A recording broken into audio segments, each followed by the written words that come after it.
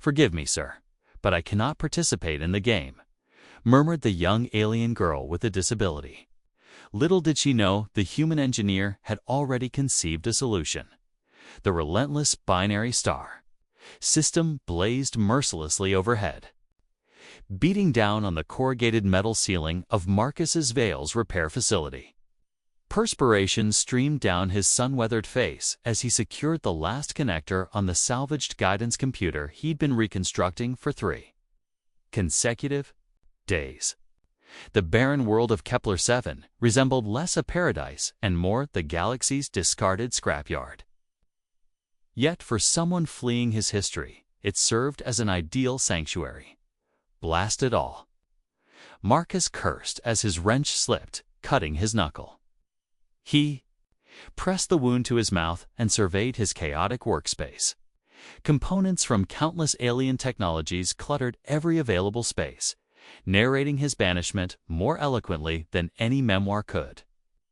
A decade had passed since his departure from the Terran Defense Corps following the Centauri catastrophe.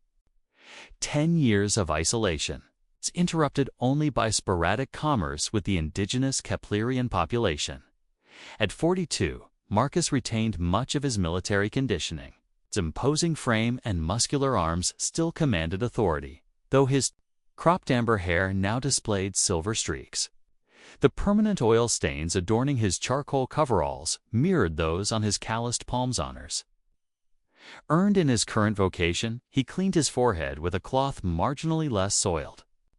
Then his hands and ventured outside for fresh air. The community of Sand Harbor sprawled before him, a patchwork of dwellings, assembled from decommissioned starships and indigenous materials. The residents, humanoid beings with their characteristic azure-tinted flesh, conducted their affairs, while largely disregarding the human exile they'd grown familiar with over the years. That's when she caught his attention. A diminutive figure lingered across the thoroughfare, half concealed behind a merchant's booth. A young Keplerian female, approximately 14 by their developmental standards, observed him with unmistakable fascination.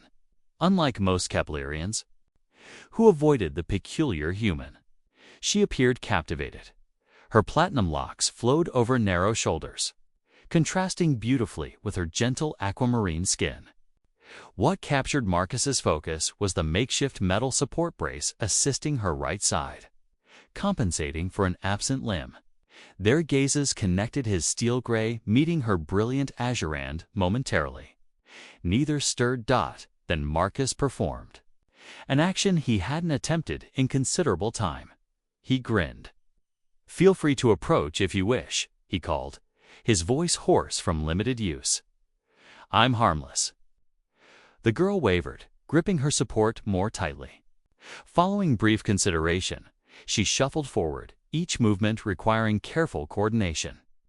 "You're the Terran," she stated in accented common, her voice melodious despite its softness. "The one who repairs machinery." Marcus acknowledged with a nod. Indeed, Marcus Vale. Master technician, he offered a theatrical bow. "And you might be." "Lyra," she responded, her large eyes examining the workshop beyond him. "Lyra Vallon."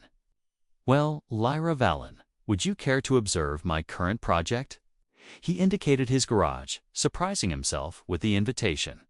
He hadn't willingly interacted with anyone in months.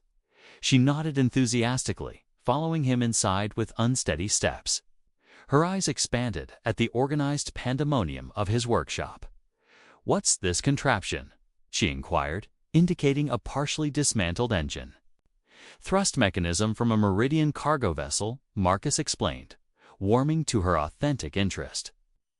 "And this," he continued, approaching a workstation, "constitutes a neural connector for Andromedian excavation apparatus."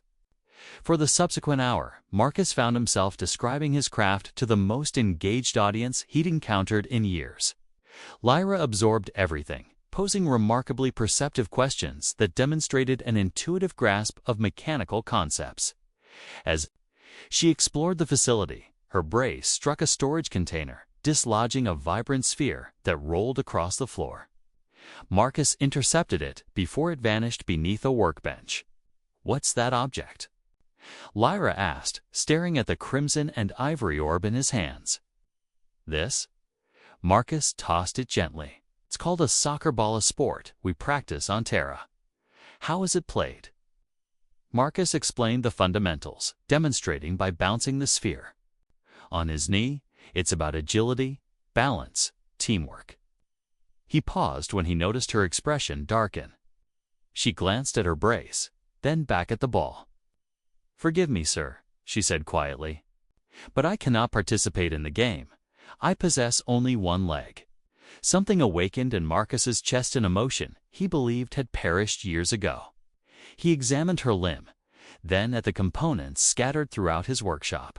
His mind began calculating, designing. "Here," he said, placing the ball in her hands. "It belongs to you now."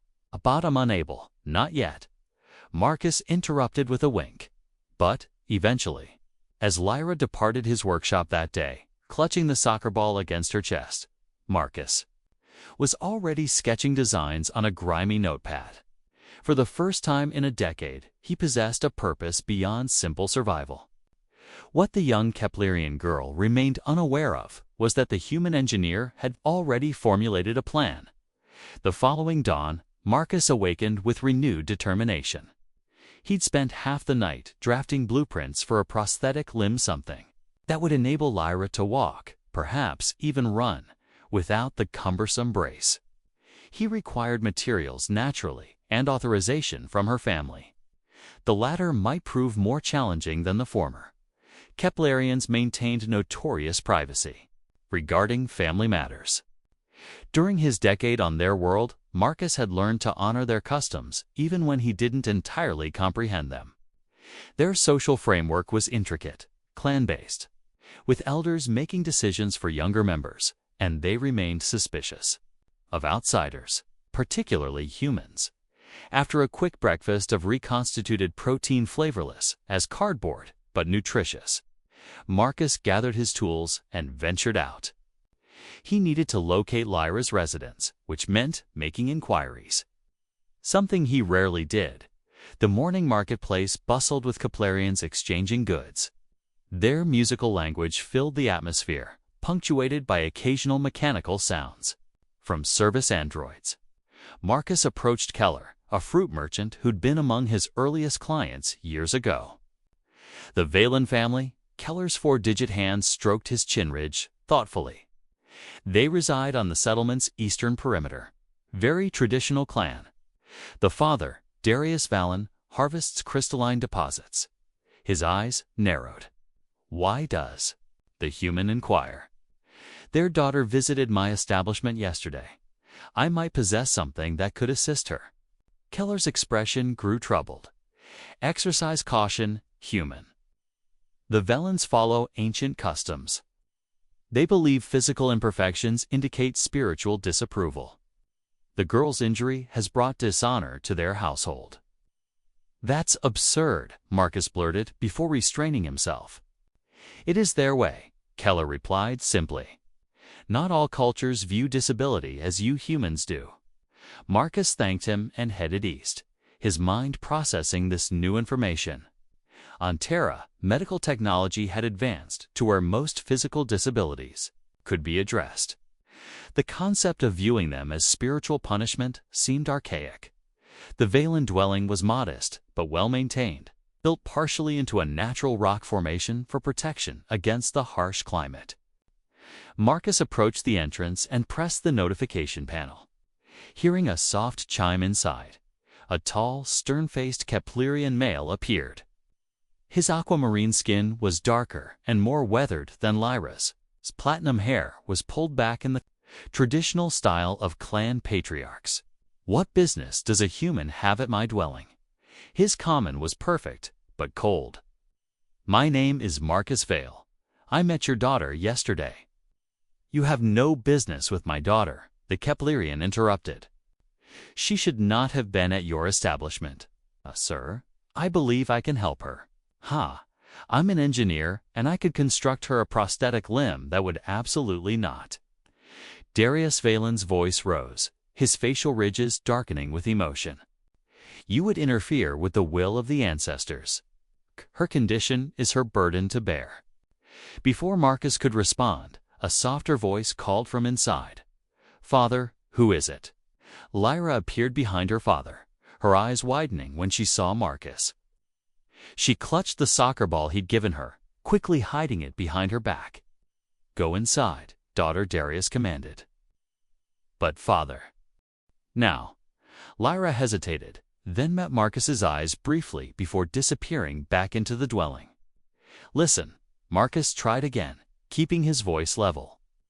Where I come from, we believe in helping people overcome physical challenges. It's not interfering with any divine plan. It's using the gifts of intelligence and technology to improve lives. And that is why your species is viewed with such suspicion across the galaxy, Darius replied. You humans always believe you know better than ancient traditions.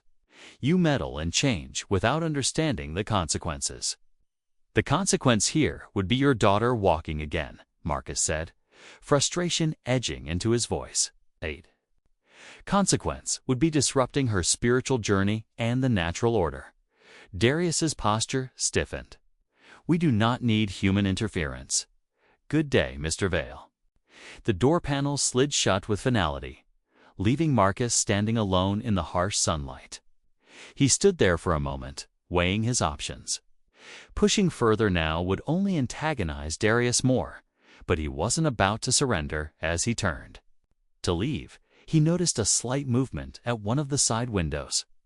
Lyra was watching him, her expression a mixture of hope and resignation. She raised her hand in a small wave, the soccer ball visible on a shelf behind her. Marcus nodded to her and walked away, his mind already formulating a new approach. The cultural gap was wider than he'd anticipated, but not insurmountable. If he couldn't convince the father through direct confrontation, perhaps there were other ways. As he walked back toward the center of the settlement, Marcus felt more determined than ever. Somewhere in the clash between human innovation and Keplerian tradition, there had to be a middle ground. He just needed to find it. 3 days passed without any sign of Lyra. Marcus buried himself in his work. But his mind kept drifting to the young Keplerian girl and her father's harsh rejection. He began gathering components for the prosthetic, any way high-grade titanium alloy salvaged from a crashed Meridian shuttle, neural interface circuits from an old medical scanner, and synthetic muscle fibers that would respond to bioelectric signals. The desert night had fallen, bringing blessed relief from the scorching heat when a soft tapping at his workshop door pulled Marcus from his concentration. He wiped his hands on a rag and moved cautiously to the entrance, one hand instinctively reaching for the blaster. He kept hidden under his workbenchy habit from his military days. "Who's there?" he called. "Keys," came a whispered reply. Lyra. Marcus quickly unlocked the door. The Keplerian girl slipped inside, her movements awkward with the brace. She wore a hooded cloak that concealed her distinctive platinum hair, and her eyes darted nervously toward the street before Marcus closed the door. "Does your father know you're here?" Marcus asked, already knowing the answer. Lyra shook her head. He would be furious. She clutched her brace tighter. "But I had to come. To warn you." "Warn me?" Marcus frowned, guiding her to a stool. "What's going on, kid?" "After you left, my father called a clan meeting." Her voice trembled slightly. "The elders were discussing you and other humans. They're afraid." "Afraid of what?" "I've been here 10 years without causing trouble." Lyra's large blue eyes met his. "There are stories, rumors about humans. They say you harvest parts from other species." Marcus blinked in disbelief. "Harvest parts? What the hell are you talking about?" "They say humans collect alien body parts for experiments, that you study weaknesses to exploit them." She gestured to her missing leg.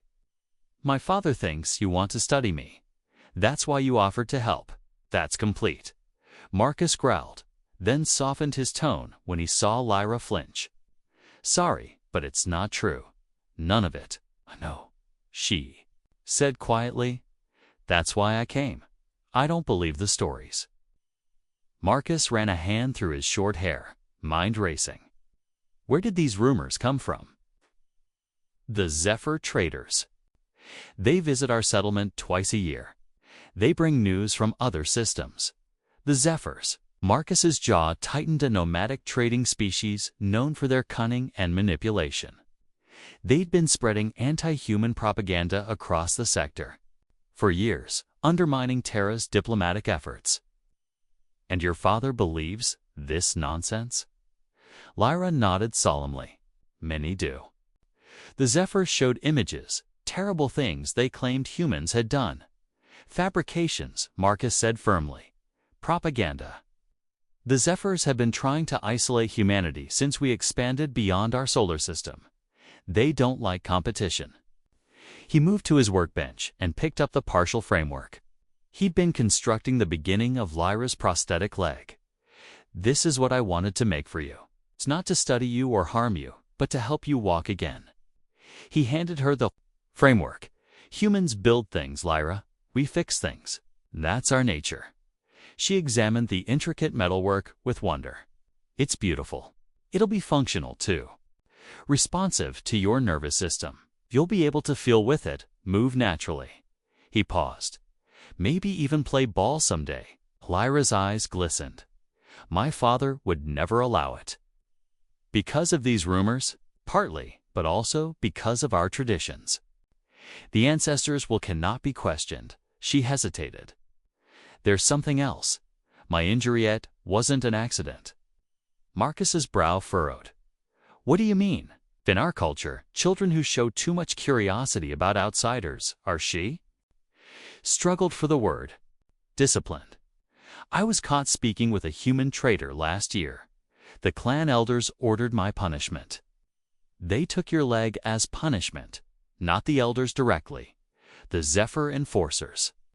They handled difficult matters for many settlements." Her voice dropped to a whisper. "They said it would remind me of my place." "Jesus," Marcus muttered, struggling to contain his anger. This went beyond cultural differences. This was cruelty disguised as tradition. "The Zephyrs return in 3 days," Lyra continued. "There will be a gathering. My father plans to speak against you, demand that you leave Sand Harbor." Marcus's mind was already formulating a plan. The Zephyrs were the real problem. They were manipulating the Keplerians, using fear to maintain control. If he could expose their lies. "Lyra, I need you to tell me everything you know about these Zephyr traders. Their ship, their security, their routines." She looked uncertain. "Why?" "Because I'm going to show your people the truth." He placed a gentle hand on her shoulder. "I'm not going to hurt anyone, but I can't let these lies continue." Lyra studied his face, seeming to search for something in his expression. Whatever she saw there must have satisfied her because she nodded. "Their ship lands on the western plateau. They bring guard 6, sometimes 8. They carry weapons, unlike any I've seen." She paused. "And the images they showed, the propaganda it's stored in a projection device. Their leader, Vex, keeps it with him always." Marcus nodded, committing the details to memory. "You should go home before you're missed." "But Lyra," he held her gaze. "I promise you this, I'm going to help you walk again. And I'm going to show your people who the real monsters are." As she slipped back into the night, Marcus turned to his workbench with renewed determination. Had 3 days to complete the prosthetic and devise a plan to expose the Zephyrs. It would be risky, but he'd faced worse odds in the Terran Defense Corps. For the first time in years, Marcus felt the familiar surge of adrenaline that came with a mission. Humanity's reputation and a young girl's future depended on his success. As dawn broke over Sand Harbor, Marcus sat at his encrypted communications terminal device he hadn't used in years. Hidden beneath a false panel in his workshop floor, the military-grade equipment represented the life he'd left behind. He'd maintained it meticulously, knowing someday he might need it. Today was that day. The terminal hummed to life, connecting to Terra's secure military network through a series of bounce signals designed to mask his location. After a series of authentication protocols, a gruff face appeared on the screen holder. More lined than Marcus remembered, but unmistakably. Commander Jack Harrison. "Well, I'll be damned," Harrison said, his surprise quickly masked by military stoicism. "Captain Marcus Vale. Intelligence declared you probably dead 3 years ago." "Sorry to disappoint them," Marcus replied with a half-smile. 10 years, Vale. 10 years of silence. Harrison's eyes narrowed. "The Centauri incident wasn't your fault. You didn't need to disappear." "I needed the distance," Marcus said simply. "But that's not why I'm calling." He quickly briefed Harrison on the situation, the Zephyr propaganda, their manipulation of the Keplerians, and their systematic campaign to turn alien species against humanity. "This confirms intelligence we've been gathering," Harrison nodded. "The Zephyrs have been stirring up trouble across 17 systems. Their trade monopoly depends on keeping species isolated, especially from humans. We're too damn good at commerce for their liking. I need backup, Jack. Nothing flashy, just enough to secure evidence and protect the locals if things go sideways." Harrison stroked his salt and pepper beard. "You're in luck. We have a stealth corvette running reconnaissance in your sector. Commander Diana Pierce. Remember her?" Marcus's eyebrows rose. "Pierce. The demolitions expert from Titan Base. The very same. She's a full commander now, leading our counterintelligence efforts against the Zephyrs. I'll redirect her to your coordinates." Harrison leaned closer to the screen. "But Vale, this is off the books. Officially, you're still a ghost. Understood. Just need enough firepower to make the Zephyrs think twice. Pierce will arrive in approximately 48 hours. That should give you time to prepare." Harrison paused. "Good to see you're still fighting the good fight, Captain. Not a captain anymore, Jack.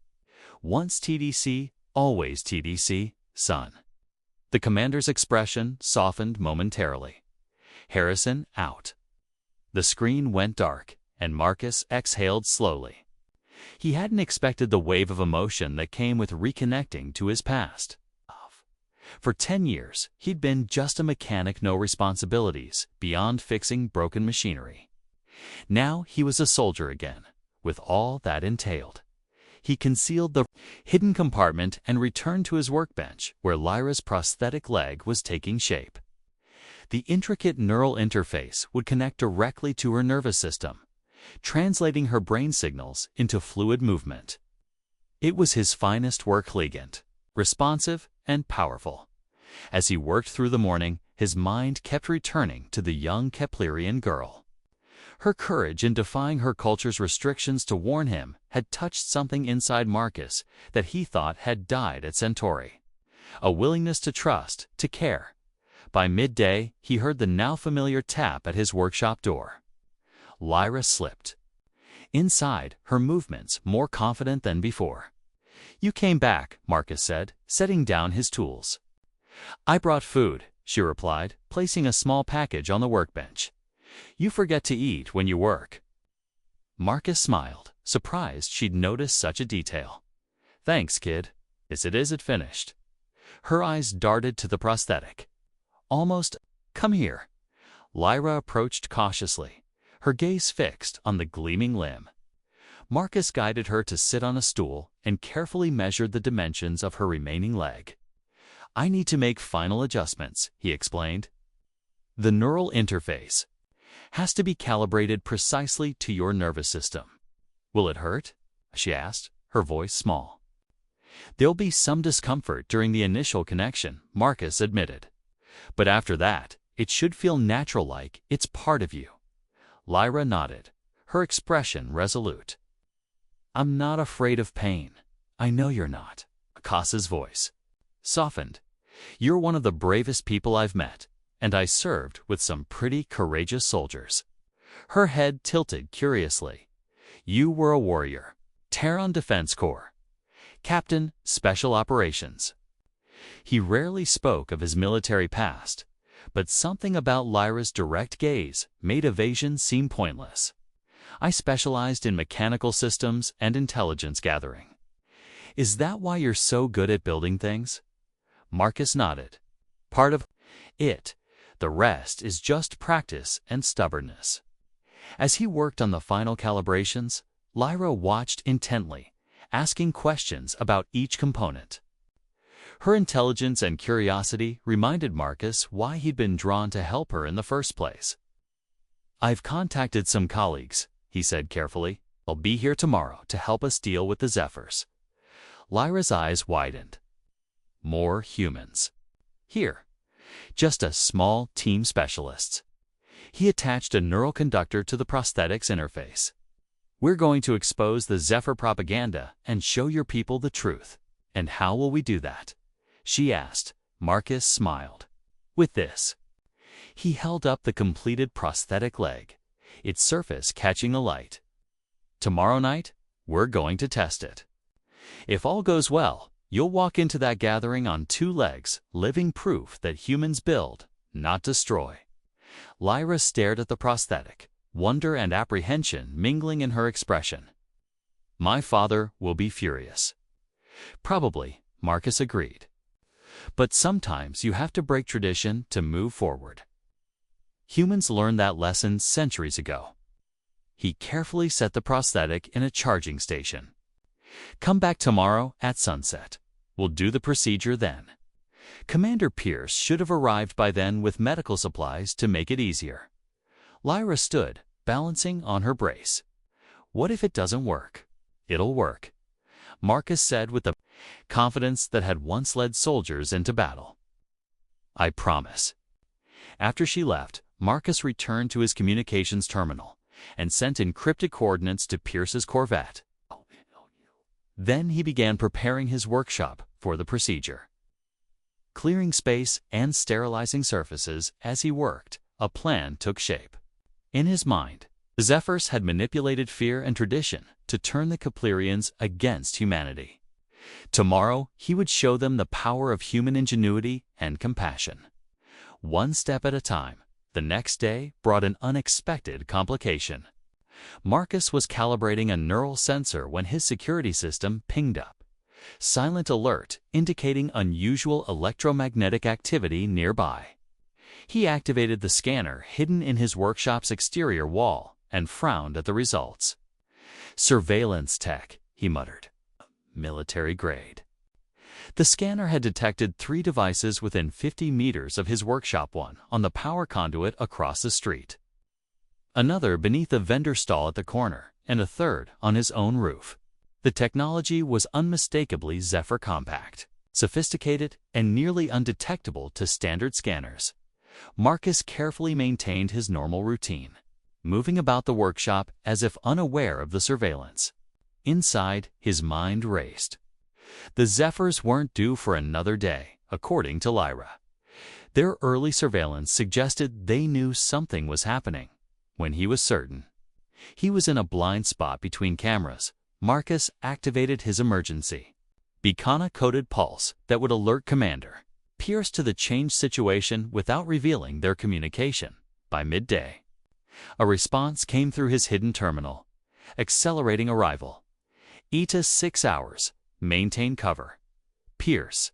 6 hours. That would put Pierce's arrival just after sunset, the same time Lyra was scheduled to return for the procedure. Marcus would have to work fast. He spent the afternoon making final adjustments to the prosthetic, while devising countermeasures for the surveillance. Using a series of electromagnetic pulse generators disguised as repair tools, he created a system that would temporarily disable the devices when activated, as the suns began to set. Casting long shadows across Sand Harbor, Marcus sensed movement. Outside his workshop, His hand moved to the blaster hidden beneath his workbench, but relaxed when he recognized Lyra's distinctive knock. He opened the door just enough for her to slip inside, then quickly closed it. "We have a problem," he said, quietly guiding her away from the windows. "The Zephyrs have arrived early. They've placed surveillance devices around my workshop." Lyra's eyes widened. "How? The gathering isn't until tomorrow. They must have informants in the settlement." Marcus moved to the prosthetic, now gleaming on his workbench.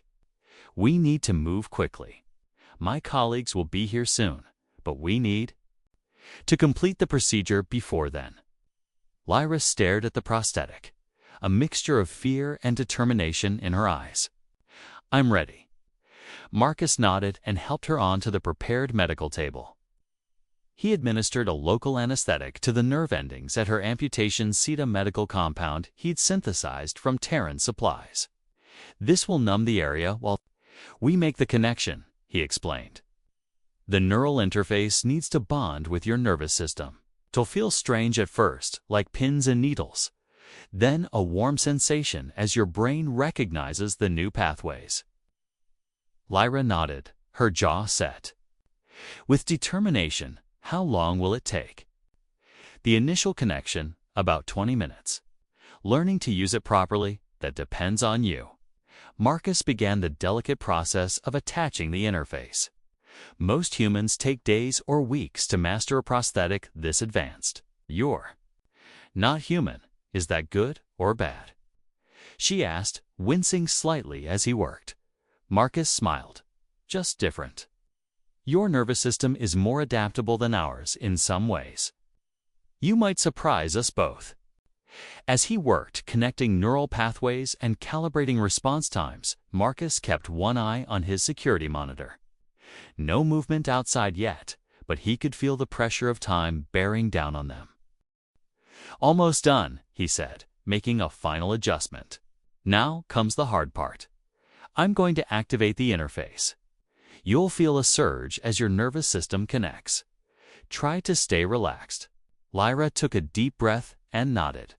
Marcus pressed the activation sequence and the prosthetic hummed to life, its internal components glowing with a soft blue light that matched Lyra's skin tone. Her back arched and she gasped, fingers gripping the edge of the table. For a terrifying moment, Marcus thought something had gone wrong. Then her expression changed from pain to wonder. "I can feel it," she whispered. It's like it's always been there." Marcus helped her sit up, supporting her shoulders. "Take it slow. Your brain is creating new neural maps." Lyra stared down at the prosthetic, now seamlessly attached where her missing leg had been. The design mimicked Keplerian anatomy perfectly, from the slightly elongated foot to the distinctive joint structure. Only the metallic sheen and subtle blue glow revealed its artificial nature. "Try to move your toes," Marcus instructed. Lyra concentrated and the prosthetic's toes wiggled in response. Her face lit up with joy. "Now bend the knee." The joint moved smoothly, responding to her mental commands as if it were flesh and blood. "Ready to try standing?" Lyra nodded eagerly. Marcus supported her as she slid off the table, putting weight on both legs for the first time in over a year. She wobbled slightly, then found her balance. "How does it feel?" he asked. "Strong," she replied, wonder in her voice. "Stronger than before. The alloy is lightweight, but more durable than bone. You could kick through a bulkhead with that thing if you needed to."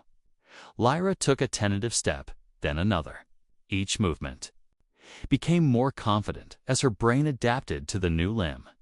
Within minutes, she was walking around the workshop with only occasional steadying touches to nearby surfaces. "This is incredible," she said, tears glistening in her eyes. "I never thought it." Sharp beeping from Marcus's security system interrupted her. He moved quickly to the monitor and cursed under his breath.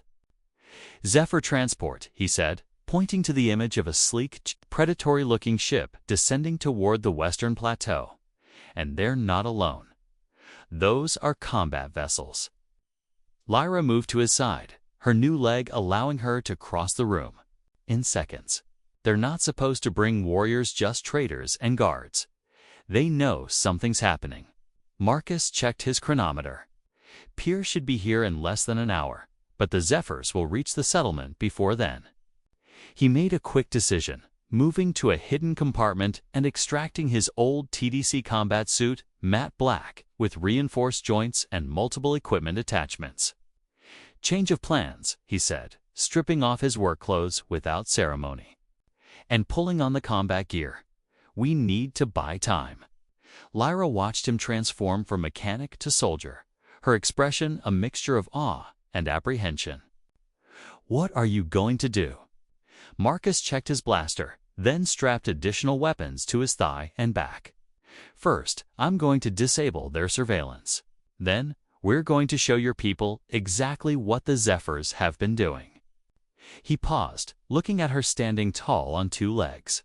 "How fast do you think you can learn to run?" Lyra's eyes narrowed with determination. "Try to keep up, human." Marcus grinned.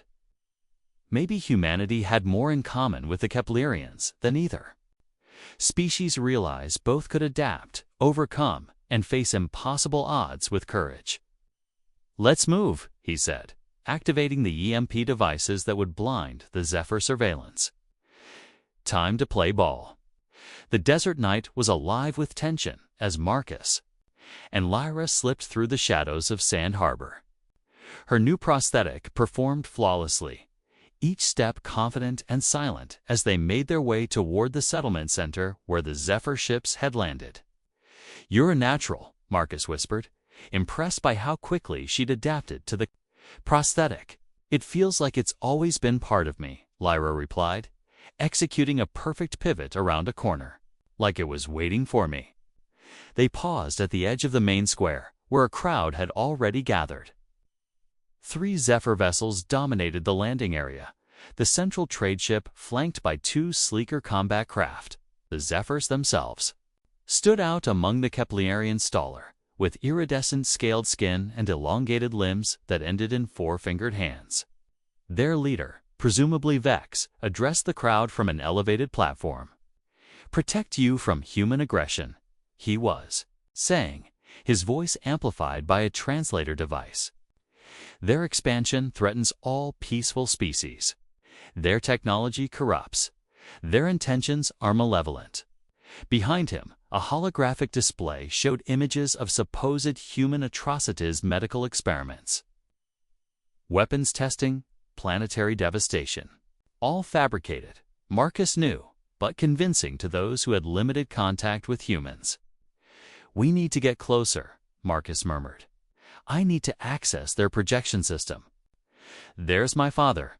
Lyra pointed to the front of the crowd where Darius Vallon stood with the other clan elders. "He looks troubled." Before they could move, Marcus's cum unit vibrated against his wrist. He checked the display and smiled. "Pierce is here early." As if on cue, a faint shimmer appeared in the night sky, a stealth corvette, decloaking just enough to be visible to those who knew what to look for. Moments later, Marcus's earpiece crackled. "Vale, this is Pierce. We have tactical position above the settlement. 4-person team ready for ground insertion, awaiting your signal." "Copy that," Marcus replied softly. "Target the Zephyr projection system. We need to replace their propaganda with real evidence. Already on it. Team deploying. To your position in 3 minutes." Marcus turned to Lyra. "Change of plans. We're getting back up, but we still need a distraction." A commotion at the edge of the crowd drew their attention. Darius Vallon had stepped forward, challenging Vex. "These accusations against the human are serious." Darius's voice carried across the square. "Yet in 10 cycles, Vale has caused no harm to our people. He trades fairly, respects our ways." Vex's expression darkened. "The human deceives you. Even now, he plots against your traditions. Ask yourself, why does he hide tonight instead of facing these charges?" "I'm not hiding," Marcus called out, stepping into the open. All eyes turned to him, shock rippling through the crowd at his combat gear and weapons. Vex's hand moved to his sidearm. The human reveals his true nature, armed and dangerous. "I'm armed because you brought combat vessels to a trading post," Marcus replied calmly, walking forward. "Seems excessive for a peaceful visit." The Zephyr. Guards flanking Vex raised their weapons, but Marcus continued his steady approach. He needed to keep their attention focused on him while Pierce's team moved into position. "The human lies," Vex hissed. "We protect you from his kind." "See the evidence?" He gestured to the horrific images still playing behind him. "Fabrications," Marcus said. "Just like the rumors you've spread about humans harvesting alien body parts. Tell me, Vex, why would a species that can do this?" He stopped and turned toward the shadows. "Need to harvest anything?" On cue, Lyra stepped into the light. A collective gasp rose from the crowd as she walked forward smoothly, confidently on two perfect legs. Lyra Darius Valan's voice cracked with disbelief. "How is this possible?" "The human gave me back my leg, Father," she said, her voice clear and strong. "Not a crude replacement, but a true limb that feels and moves as my own." Darius approached slowly, staring at the prosthetic in wonder. "This is human technology." "Human compassion," Marcus corrected. "Something the Zephyrs have been trying to erase from your understanding." Vex snarled. "A trick. The human has corrupted the girl's mind along with her body." "No corruption," Lyra replied, standing tall. "Only healing. Something your enforcers took from me as punishment for my curiosity." Murmurs spread through the crowd as this revelation sank in. Darius's expression hardened as he turned to Vex. "Your enforcers did this to my daughter." "The girl broke tradition," Vex said dismissively. "The punishment was approved by your own elders." Under false pretenses, Marcus interjected. "The Zephyrs have manipulated dozens of species, isolating them from human contact to maintain their trading monopoly. They don't protect youth, they control you." Vex raised his weapon. "Enough. The human dies tonight." Before he could fire, 4 black-clad figures dropped from the sky, landing in strategic positions around the square. Commander Diana Pierce, her face obscured by a tactical helmet, moved with lethal precision to disarm the nearest Zephyr guard. "Terran Defense Corps," she announced, her voice amplified. "Stand down." The square erupted into chaos. Zephyr guards opened fire while Kaplerians scattered for cover. Marcus pushed Lyra toward her father, then drew his own weapon. "Get her to safety," he shouted to Darius. To his surprise, Darius didn't retreat. Instead, he stepped forward, placing himself between his daughter and the Zephyrs. "No more," he declared. "No more will we be manipulated by outsiders who claim to protect while they control." Other Kaplerians rallied to him, forming a protective circle around Lyra. Pierce's team moved with practiced efficiency, neutralizing Zephyr resistance with precision stun blasts. Vex, seeing his advantage disappearing, made a desperate lunge for his ship's ramp. Marcus intercepted him, tackling the Zephyr leader to the ground. "The evidence?" Marcus growled, pinning him. "Where's the real data?" Struggled, his scaled skin slippery under Marcus's grip. "You've ruined everything. Decades of careful work." "Captain," Pierce called, tossing something toward him. Marcus caught it one-handed, a data extraction device. He pressed it against Vex's personal terminal, bypassing security protocols with TDC override codes. "Download complete," Pierce confirmed. Seconds later, projecting now. The holographic display above the square flickered, then changed. Instead of fabricated atrocities, it showed the Truth Zephyr communications detailing their systematic campaign to isolate developing species, their manipulation of cultural traditions to maintain control, and their specific targeting of human alien Relations, the Keplerians watched in stunned silence as their decades-long relationship with the Zephyrs was revealed as an elaborate deception. Darius Vallon stepped forward, his expression grim but resolved. "We have been blind," he announced. To his people, "The ancestors teach us to value truth above all. Tonight, we have seen it." He turned to Marcus, who still held Vex immobilized. "The human has shown us more respect in this act of honesty than the Zephyrs have in generations of trade." Lyra moved to stand beside her father, her new leg gleaming in the light of the projections. "He gave me back what they took, Father. It's not just my leg, but my future." Darius studied his daughter for a long moment, then did something unprecedented.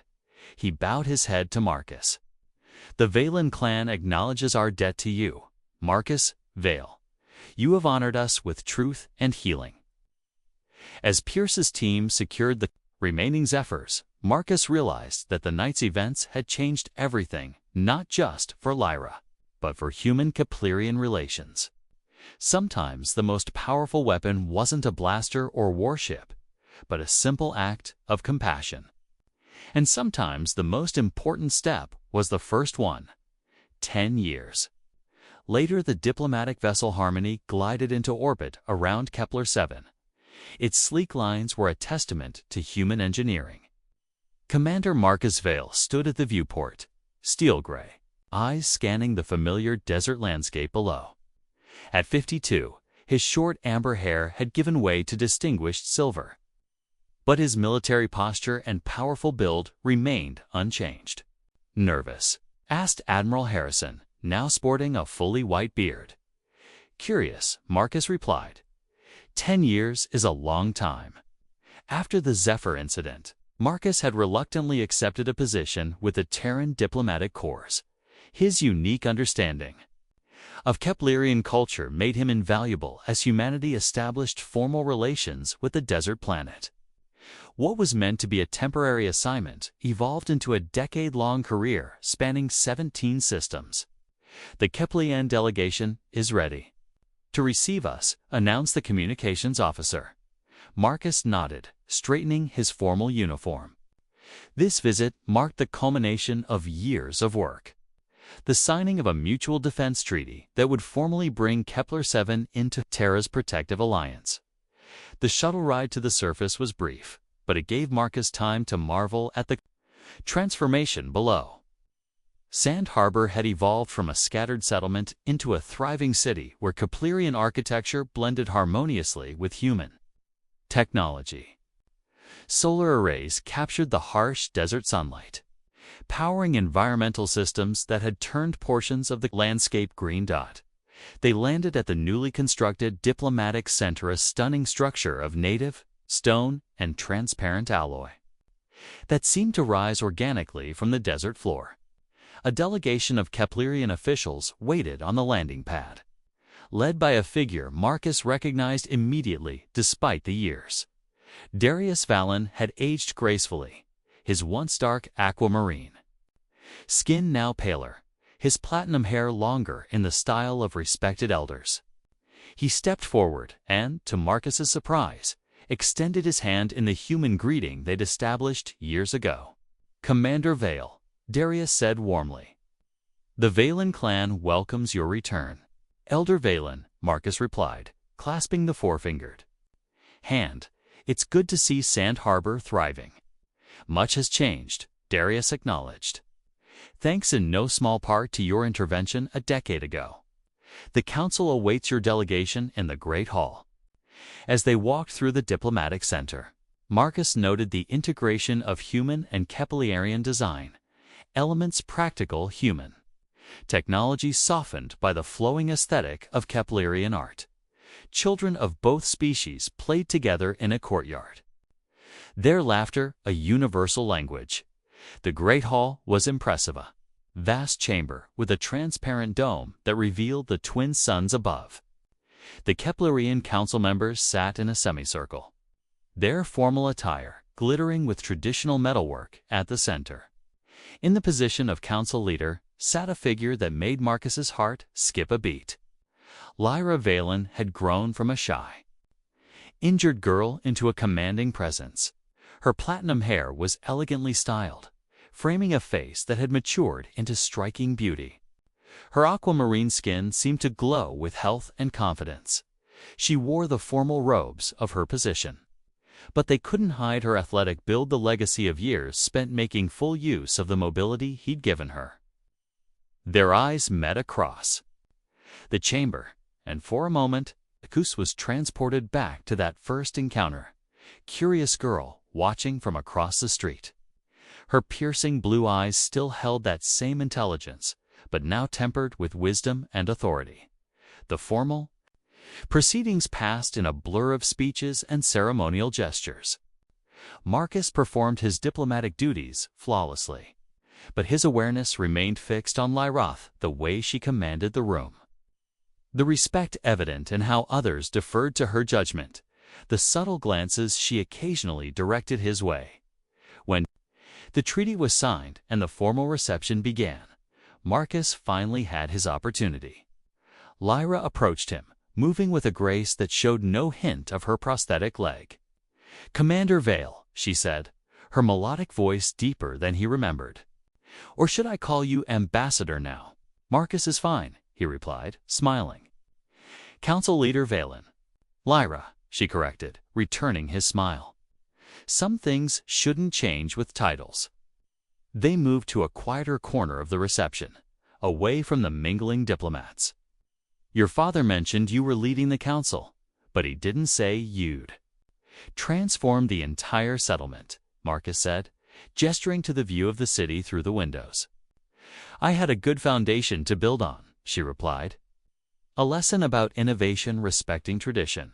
Her eyes held his. "About healing old wounds. The prosthetic, it's still working well?"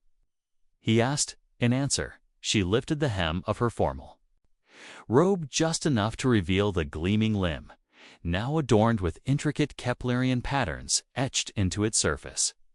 "I've made some aesthetic modifications, but the core technology remains perfect." "And the ball?" he asked, remembering the soccer ball he'd given her all those years ago. Lyra laughed, the sound sending an unexpected warmth through him. "Come with me, there's something you should see." She led him through a series of corridors to an open field behind the diplomatic center. There, dozens of Keplerian children were engaged in a familiar game, soccer, adapted slightly for Keplerian physiology, but unmistakable in its fundamentals. "You started this?" Marcus asked, watching a young Keplerian girl execute a perfect kick. "The first human Keplerian cultural exchange program," Lyra confirmed. It seemed fitting. As they watched the children play, Lyra's hand found his, a bold gesture by Keplerian standards. "I kept that ball," she said softly. "Even after you left, it reminded me that limitations can be overcome." The diplomatic reception continued without them as they walked the grounds. 10 years of separate lives condensed into hours of conversation. Lyra described her rise to leadership, her efforts to balance Keplerian traditions with progress. Marcus shared stories of his diplomatic missions, the worlds he'd seen, the alliances he'd helped forge. As twin moons rose over the desert, they found themselves in a private garden, the night air cool against their skin. "I never thanked you properly," Lyra said, standing close enough that Marcus could feel the warmth radiating from her. "For giving me more than just a leg. You gave me a future." "You built that future yourself," Marcus replied. "I just provided a tool." "Perhaps," she conceded. "But some tools change everything." Their first kiss was tentative, a bridge between species, cultures, worlds. Their second was not. Later, in the privacy of Lyra's quarters, they discovered that, despite their physiological differences, some forms of connection transcended biology. Their coming together was both alien and familiar. Strange and perfect, a dance of discovery and desire that left them both breathless with wonder. In the quiet afterward, as they lay entwined, Lyra traced the old scars on Marcus's chest badges, From his military days, stay, she whispered. Not just for the treaty. For this, the Corps expects me back, he began, but found he couldn't imagine leaving again. Kepler needs a permanent human ambassador, she countered. Someone who understands our ways, who's already proven his commitment to our people. 3 months later, their union was formalized in a ceremony that blended human and Keplerian traditions. 6 months after that, they faced their greatest challenge and joyed the discovery that despite all scientific predictions to the contrary, Lyra was carrying their child, the first human Keplerian hybrid in recorded history. The medical experts were baffled, but Marcus wasn't. If humanity had proven anything across the stars, it was that the impossible merely required persistence, ingenuity, and heart. On the day Lyra felt their child kick for the first time, she found Marcus in his workshop, a larger, more sophisticated version of the cluttered garage where they'd first met. He was tinkering with a tiny prosthetic limb, perfectly scaled for an infant. "What's that for?" she asked, though she already knew. Marcus looked up, his eyes crinkling with the smile that still made her heart race. "Just in case," he said. "I'd like to be prepared."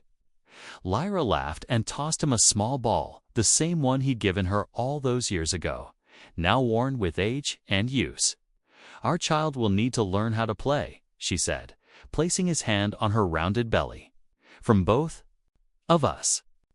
As their child moved beneath his palm, Marcus reflected on the journey that had brought them here. From a wounded girl who couldn't play ball to the leader who transformed her world. From a solitary mechanic hiding from his past to a man who'd helped shape the future. Sometimes the most important repairs weren't to machines, but to hearts. And sometimes the most meaningful plans were the ones you never knew you were making. Epilogue. A new generation 5 years after their child's birth, Marcus stood in the expanded workshop, a research facility that served both human and Keplerian communities. Their daughter Zara played nearby, a remarkable blend of both species with her father's steel-gray eyes and her mother's aquamarine skin tone. Her platinum hair caught the light as she chased a floating drone, her laughter echoing through the space. "Papa, look," Zara called out, kicking the worn soccer ball with perfect form. At 7 years old, she moved with an athletic grace that combined human coordination with Keplerian agility. Marcus watched with pride as she executed a series of complex maneuvers, the ball responding to her every touch.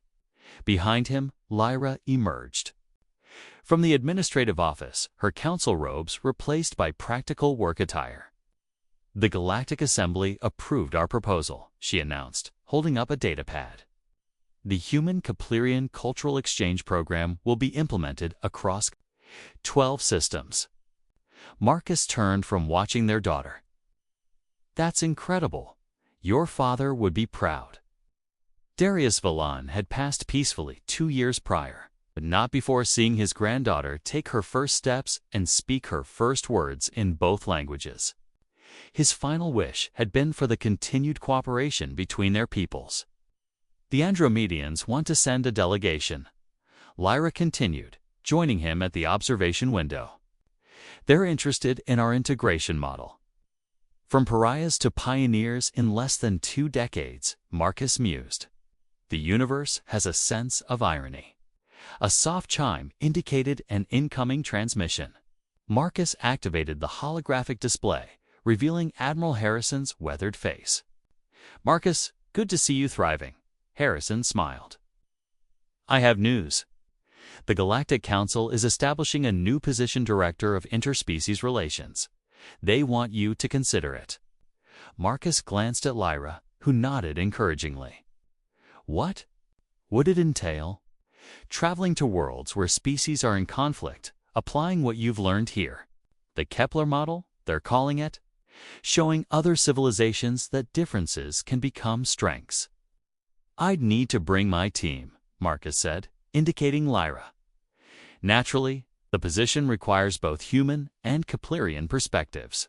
"The pay?" includes full diplomatic immunity and a mobile research facility. Zara bounded over, the soccer ball tucked under her arm. "Are we going on an adventure, Papa?" Marcus knelt beside his daughter, considering the implications. More worlds meant more children like she had been isolated, wounded, told they were broken. More species trapped by fear and manipulation.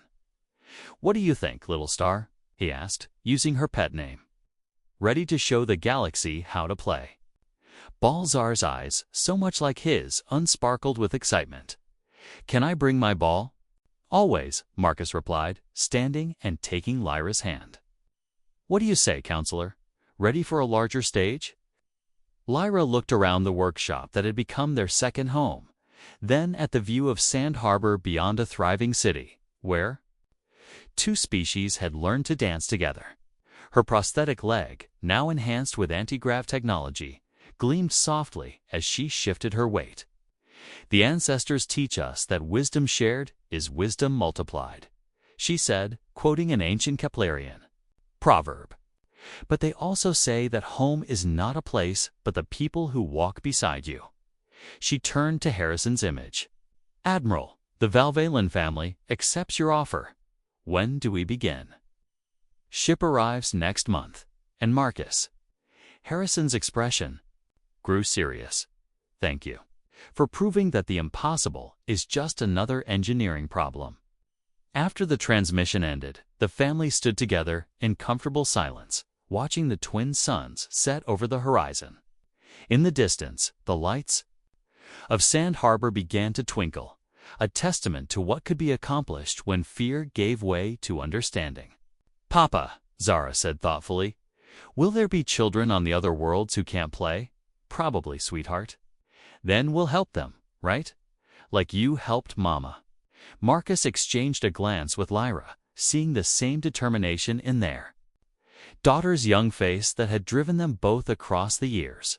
"That's the plan," he replied, lifting Zara onto his shoulders. "That's always been the plan." As they walked back toward their home, the soccer ball bouncing between them, Marcus reflected on the strange turns life could take. He'd come to Kepler 7 as a broken man, seeking isolation. He was leaving as something he'd never imagined. Father, a husband, and perhaps most importantly, a bridge between worlds. Behind them, the workshop's lights dimmed automatically, but the research continued. Automated systems worked through the night, designing new prosthetics, developing better integration technologies, and preparing for the challenges ahead. In the morning, they would begin packing for their new adventure. But tonight, they were simply a family, walking home beneath alien stars, carrying a worn soccer ball and the unshakable belief that everyone deserved the chance to play. The last entry in Marcus's personal log that evening read, "Humanity's greatest export isn't technology, or weapons, or even democracy. It's hope." And sometimes, hope comes in the form of a simple question. Want to play ball? Across the galaxy, species were discovering that some games were universal. And in a small workshop on a desert world, a child's laughter had become the sound of the future, one where no one had to sit on the sidelines simply because they were different. The ball, after all, belonged to everyone.